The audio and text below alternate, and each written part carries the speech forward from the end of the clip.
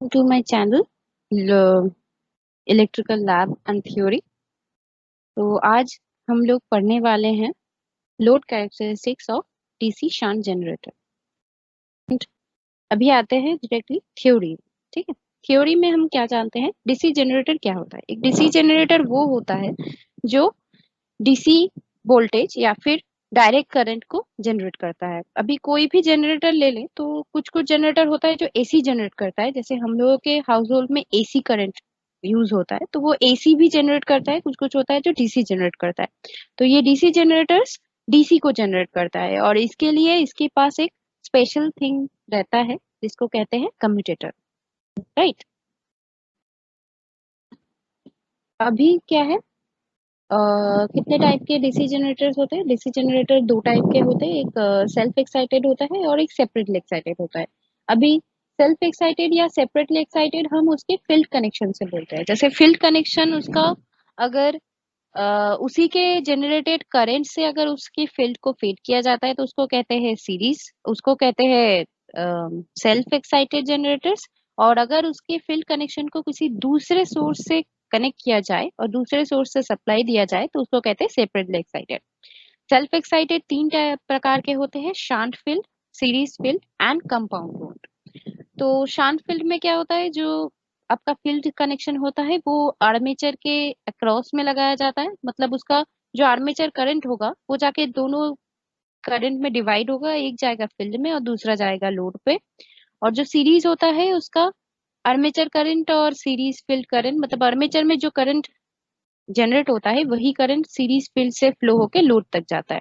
Compound volt में आप देख सकते हो दो टाइप के कनेक्शन ही रहते हैं, शॉर्ट शंट और लॉन्ग शंट। अगर शंट दोनों के क्रॉस में हुआ तो उसको लॉन्ग शंट कहते हैं, और अगर फील्ड वाइंडिंग जो शंट वाइंडिंग है वो अगर सिर्फ आर्मेचर के क्रॉस में हुआ तो उसको शॉर्ट शंट कहते हैं। अभी हम लोग सिर्फ शंट जनरेटर के बारे में ही जानेंगे। शंट जनरेटर का जो कनेक्शन डायग्राम होता है वो इस टाइप का होता है। यहाँ पे एक शांट फील्ड या सीरी एक फील्ड वाइंडिंग रहता है जो आर्मेचर के अक्रॉस में रहता है। और इस शांट फील्ड में जो तार होता है उस तार को हम लोग पतला और बहुत ज्यादा टर्न्स के यूज करते हैं। तो फिर यहाँ पे जो करंट है वो बहुत कम होता है due to high resistance of shunt field. तो इसके वजह से क्या होता है, जो मैक्सिमम करंट होता है वो लोड के थ्रू फ्लो होता है। ठीक है, करंट आई ए जो होता है वो जनरेटेड करंट होता है।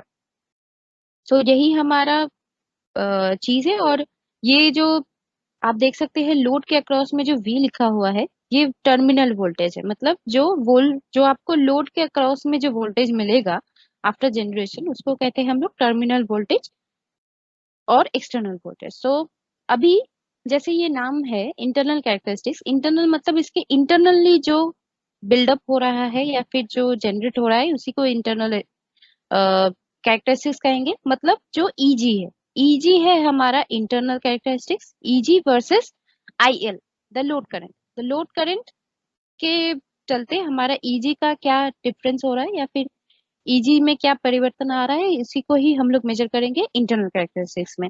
और जो वोल्टेज है, जो टर्मिनल वोल्टेज है वो अपना एक्सटर्नल कैरेक्टरिस्टिक्स हो गया। क्यों? क्योंकि वो लोड के अक्रॉस में मिल रहा है और उसको कहते हैं हम लोग एक्सटर्नल कैरेक्टरिस्टिक्स।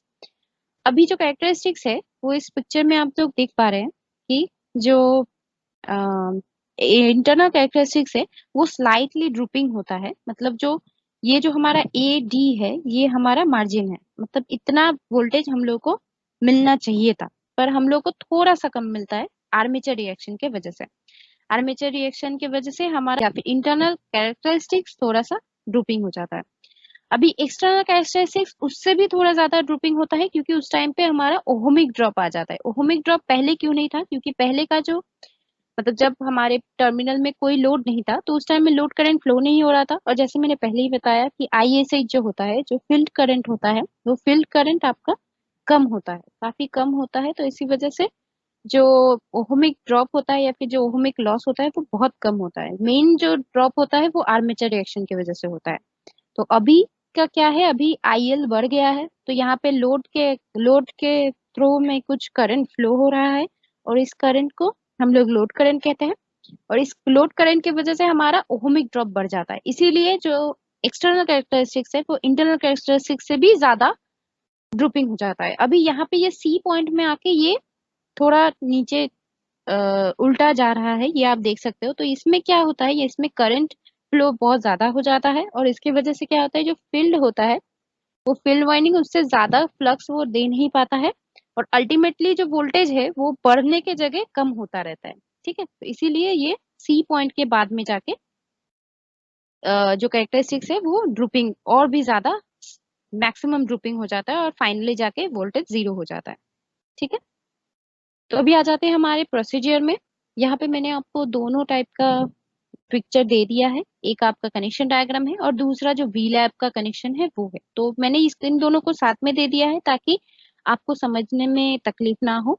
तो हम लोग चालू करेंगे यहाँ एमसीबी के साइड से। तो ये आप देख सकते हैं यहाँ पे जो ऑन ऑफ वाला बटन है यही हमारा एमसीबी है यहाँ पे। तो एमसीबी के क्रॉस में हम लोगों ने वोल्ट मीटर लगाया है। तो यहाँ पे भी आप देख सकते हैं एमसीबी के क्रॉस में वोल्ट मीटर लगा हुआ है, positive terminal to positive, negative terminal to negative. अभी जो एमीटर है उस एमीटर को वो एक तरफ हम लोग एमसीबी से लगाया है और दूसरी तरफ हम लोग लोड में लगाया है, मतलब जो स्टार्टर का लोड पॉइंट है उस पे लगाया है। तो ये हमारा स्टार्टर पॉइंट है। तो स्टार्टर पॉइंट की एक तरफ आप देख सकते हो नेगेटिव वाला, एमीटर के नेगेटिव पॉइंट को हम लोग स्टार्टर से जोड़े हैं। तो यहाँ पे भी नेगेटिव पॉइंट को स्टार्टर से जोड़ा है और पॉजिटिव पॉइंट को हम लोग एमसीबी से जोड़े हैं। ठीक है, ये हो गया। अभी इसके बाद ये जो एफ है ये एफ फील्ड को डिनोट करता है। तो फील्ड को हम लोग मोटर के फील्ड कनेक्शन से ज्वाइन करेंगे। तो ये फील्ड कनेक्शन हम लोग Z1 जो है जिसको Z1 में ज्वाइन किए हैं, एफ Z1। फिर ए आर्मेचर को A1 से, आर्मेचर A टू A1 आपको देख सकते हैं यहाँ पे मोटर के ए से हम लोगों ने कनेक्ट किया है A1 से। उसके बाद Z2 और A2 शॉर्टेड है, Z2 और A2 शॉर्टेड है और ये जो शॉर्टेड वाला है ये हमारा एमसीबी में वापस जा रहा है ना। तो ये भी सेम थिंग, एमसीबी के माइनस में ये बैक हो रहा है। ठीक है, ये हो गया मोटर का पार्ट। अभी आते हैं जनरेटर में। जनरेटर में भी आप देख सकते हैं कि A1 Z1 और A2 Z2 को हम लोगों ने शॉर्ट किया है। ये शॉर्ट किया है इसीलिए ताकि ये पैरेलल कॉम्बिनेशन बन पाए। तो सेम थिंग, A1 Z1 को यहाँ पे एमीटर में आके शॉर्ट किया है। ये भी आप देख सकते हैं यहाँ पे A1 और Z1 को ऐड करके हम लोग एमीटर के पॉजिटिव टर्मिनल में लगाए हैं। देन एमीटर के नेगेटिव टर्मिनल को वोल्ट मीटर से लगाया है और एक जाता है L1 को। सिमिलरली नेगेटिव टर्मिनल को पॉजिटिव टर्मिनल से लगाया है और एक सेम वही कनेक्शन आता है L1 में। ठीक है, अभी लोड कनेक्शन यहाँ पे A2 Z2 शॉर्टेड है, जैसे मैंने बताया कि A2 Z2 शॉर्टेड है पैरेलल कॉम्बिनेशन के लिए और ये जाता है वोल्ट मीटर को। तो ये एक कनेक्शन गया वोल्ट मीटर को और ये सेम, ये दोनों कनेक्शन हमारा जुड़ा हुआ है L2 से। तो सेम थिंग, यहाँ पे L2 को हम लोग A1 से जोड़ दे रहे हैं। तो फिर ये क्या हो रहा है, यहाँ पे ये वाला, ये जो दो कनेक्शन दिख रहा है ये दो कनेक्शन यहीं पे हो रहा है। ठीक है,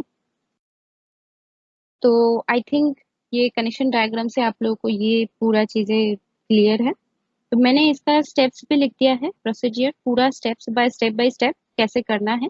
ये मैंने ऐसे लिखा है जैसे हम लोग लेबोरेटरी में करेंगे वैसे टाइप का लिखा है। ये वी लैब के अकॉर्डिंग नहीं लिखा है क्योंकि वी लैब के प्रोसीजर में आपको मिल जाएगा वी लैब का।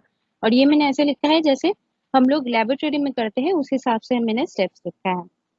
ठीक है, अभी आते हैं ऑब्जर्वेशन। अब ऑब्जर्वेशन के लिए हमें वी लैब में चलना पड़ेगा। ओके, तो ये हमारा वी लैब है।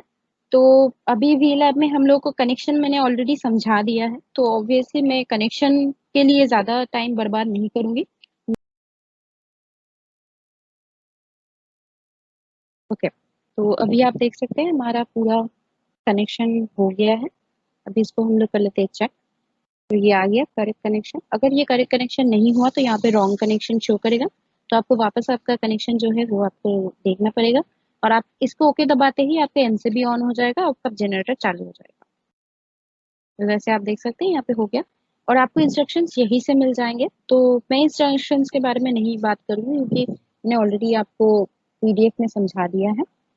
तो अभी क्या है, मेरे पीडीएफ में एक पोर्शन है जहाँ पे आपको बताया गया है कि आपको नो लोड का भी एक रीडिंग लेना है, पर यहाँ पे पॉसिबल नहीं है क्योंकि अगर आप इसको ऐड करना चाहेंगे तो यहाँ पे ये ऐड नहीं होगा क्योंकि आपको पहले एक लोड एटलीस्ट देना पड़ेगा। तो ये हम लोगों ने एक लोड दिया है तो उसका रीडिंग हम लोग ऐड करेंगे।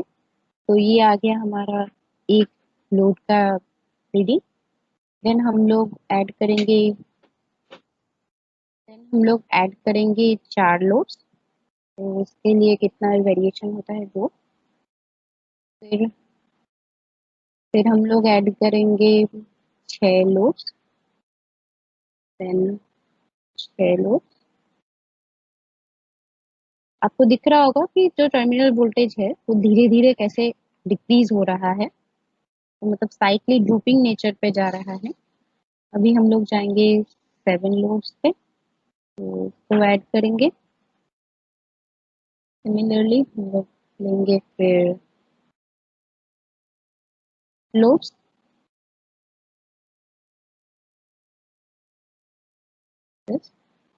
और फाइनली हम लोग फुल लोड ले लेंगे। ठीक है, तो ये हो गया हमारा टोटल रीडिंग्स। 6 रीडिंग्स इसमें चाहिए, नहीं तो आपका ग्राफ प्लॉट नहीं होगा इस पे।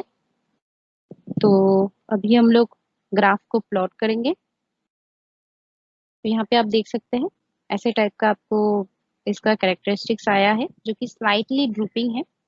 और यहाँ पे आप देख सकते हैं कि जो वोल्टमीटर रीडिंग है, जो टर्मिनल का वोल्टमीटर रीडिंग है वो 225 है, और यहाँ पे मेजर आ रहा है 220। तो ये जो ड्रॉप है यहाँ पे फिर भी थोड़ा सा करंट जा रहा है। तो अगर आप नो लोड में एकदम बिना लोड पे अगर आप मेजरमेंट करेंगे तो वहां पे आपको एकदम नियरली 225 के नियर दिखेगा। मतलब 225 तो नहीं आएगा, मतलब मान के चलिए 222 तक आएगा। तो 222 तक आया, मतलब वो जो 3 वोल्टेज का गैपिंग हुआ वो आपका आर्मेचर रिएक्शन की वजह से होता है।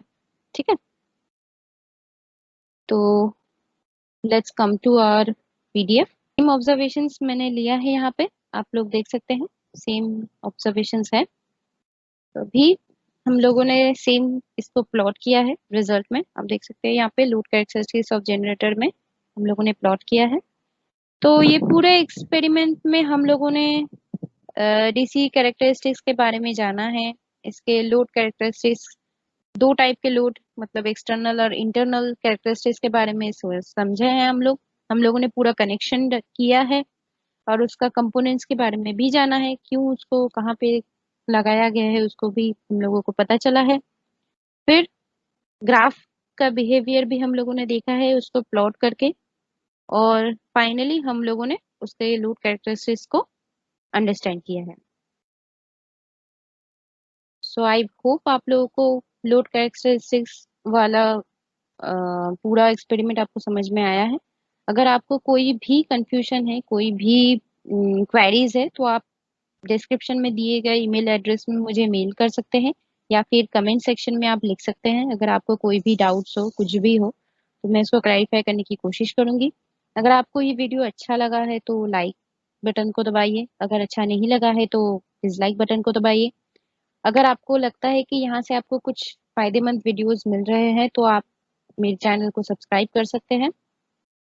और अगर आपको अच्छा लगे और आप चाहते हैं कि और भी ऐसे वीडियोस आए, तो आप मेरे चैनल को शेयर कर सकते हैं, ताकि लोग और भी देख पाएं इसको और भी फायदा कर पाएं। और now take care, thank you for watching.